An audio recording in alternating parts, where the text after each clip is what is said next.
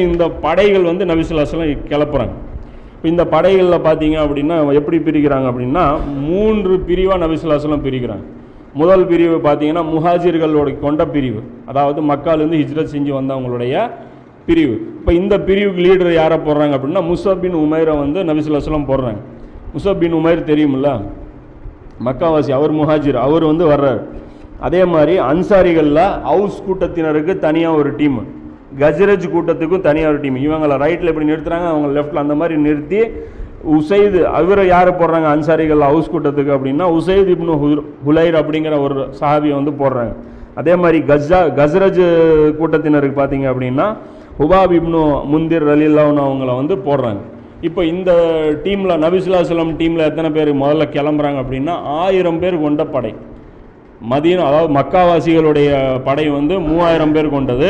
மதீனாவாசிகளுடைய படை வந்து எவ்வளோ, 1000 பேர் கொண்ட கூட. ஆனால் பத்ரு மாதிரி இந்த வாட்டி கிடையாது. இந்த வாட்டி எல்லார்ட்டையும் வாள் இருக்குது, எக்யூப்மெண்ட் இருக்குது, பயங்கரமான வீரர்கள் இருக்கிறாங்க, அம்பு இருக்கக்கூடிய டேலண்டான ஆட்கள் இருக்கிறாங்க. அதில் சில பேருக்கு பயங்கரமான புகழ்பெற்ற சண்டை வீரர்கள்லாம் இருக்கிறாங்க. அப்போ இந்த படையை கூட்டிகிட்டு நபி ஸல்லல்லாஹு அலைஹி வஸல்லம் மதீனா விட்டு புறப்படுறாங்க.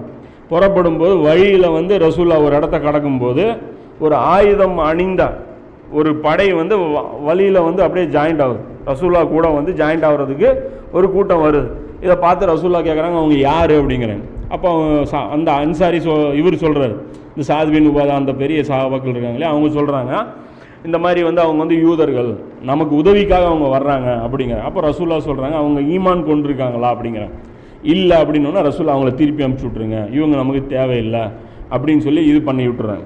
இப்போ இதே மாதிரி ரசூல்லா இவங்களை ஒரு பக்கம் தாட்டி விட்டுறாங்க. இந்த படை போய் சேர வேண்டிய இடத்துல போய் சேர்ந்துருச்சு.